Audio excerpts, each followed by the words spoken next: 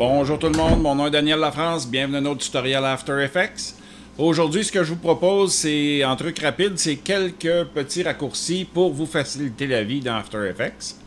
Alors le premier, quand on est dans notre composition et qu'on veut découvrir les paramètres pour pouvoir ajuster nos paramètres, justement, eh bien, on doit ouvrir les petites flèches qu'il y a ici, se rendre aux paramètres qu'on veut changer, etc. Donc, c'est un petit peu long. La façon la plus rapide de le faire, c'est qu'on va prendre le même triangle, mais on va appuyer sur CTRL sur notre clavier.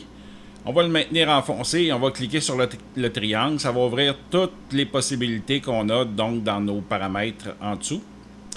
Maintenant, si on a trop de ces paramètres-là et qu'on veut seulement utiliser quelques-uns, disons que je voudrais utiliser la couleur foncée d'entente ici, la direction en appuyant sur CTRL, bien entendu, je vais sélectionner les deux. Et je garde mon doigt sur CTRL et je vais dire la position et l'échelle. Et là, je voudrais travailler sur ces paramètres-là seulement. Je vais faire SS sur le clavier et je vais avoir isolé mes paramètres pour les travailler indépendamment là, des autres paramètres que j'aurai ouverts. Je veux refermer le tout, je peux fermer comme ça. Si je rouvre, je vais rouvrir tous les paramètres comme il était. Mais si je fais CTRL encore, puis je clique dessus pour les fermer, quand je vais les ouvrir, ils vont tous être fermés. Donc ça, c'était le premier truc. Le deuxième truc, on a aussi, quand on ouvre tous nos paramètres, on peut vouloir en enlever. Là, j'en ai sélectionné tantôt pour en garder quelques-uns. Disons que je veux m'assurer de ne pas toucher à l'opacité. Je fais Alt majuscule et je clique sur opacité. S'il y a d'autres paramètres que je ne veux pas voir pour éviter de me tromper, ben, je vais tout simplement cliquer dessus afin de nettoyer mon timeline en bas pour garder seulement les paramètres que j'ai besoin. Donc, c'est Alt, Shift, et je clique sur les paramètres que je vais voir disparaître. Pour les sélectionner puis les isoler, comme j'ai dit tantôt, c'est je sélectionne le premier, je fais CTRL, je sélectionne le deuxième, je fais SS. Peu importe le nombre que je vais sélectionner, je vais isoler les paramètres que j'ai besoin seulement. Donc, ça, c'était pour sélectionner les paramètres, pour ouvrir les paramètres de modification. L'autre exemple, si on veut bouger nos calques, si j'ouvre tous mes paramètres pour les deux premiers calques, exemple, et que je veux travailler sur le calque maison, qui est ici, mais j'aimerais ça qu'il soit en haut complètement, je peux le faire avec la molette de ma souris puis l'amener jusque-là, ou je peux tout simplement appuyer sur X pour l'amener en haut, donc c'est beaucoup plus pratique et rapide de le faire comme ça. Un autre truc que je vais vous montrer dans une autre composition ici, c'est comment transformer un calque de forme en tracé de Bézier. Donc, ça va nous donner plus de flexibilité si on veut modifier nos calques. On va prendre exemple le polygone ici. Si je prends le polygone, j'ouvre les paramètres pour changer le tracé.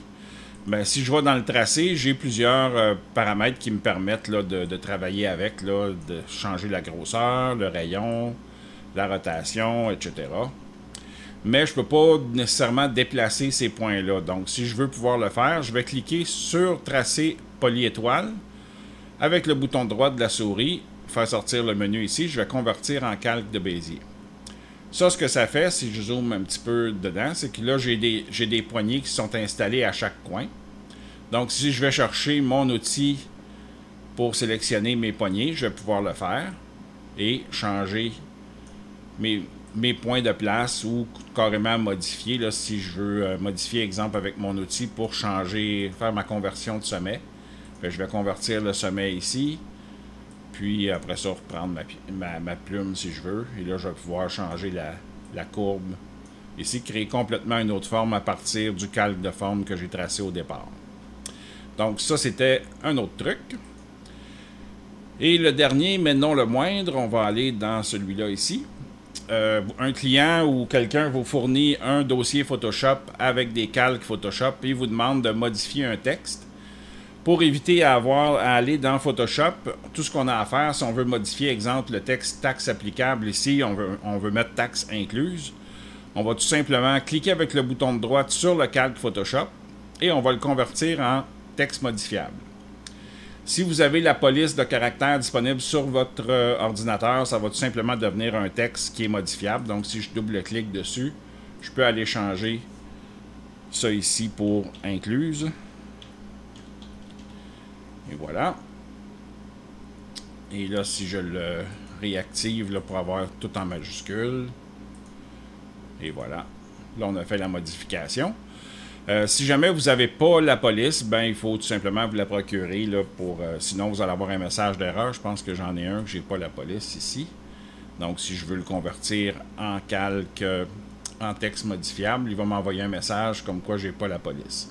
Moi, je sais que je l'ai, mais elle s'appelle pas comme ça. C'est pour ça que le système ne le trouve pas. Si on va ici dans Folio,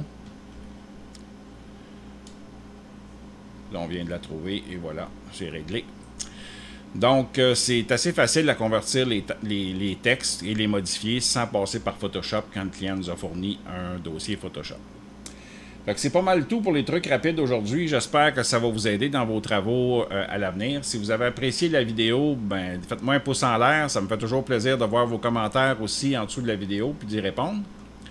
Si vous avez adoré la vidéo, gênez-vous pas pour la partager. Faites-la connaître au plus de gens possible pour avoir le plus d'abonnés possible sur ma chaîne. En parlant d'abonnés, si vous n'êtes pas encore abonné, ben abonnez-vous maintenant pour rien manquer de ce qui va suivre. Il va toujours avoir des tutoriels intéressants qui vont s'ajouter. Puis, n'hésitez pas à mettre vos commentaires, vos demandes spéciales là, dans le bas des textes. Ce que je suis capable de faire, puis que j'ai le temps de faire pour vous, ça va me faire plaisir de le faire. Donc, en attendant, ben, je vous souhaite une bonne semaine, puis on se revoit vendredi pour un autre tutoriel.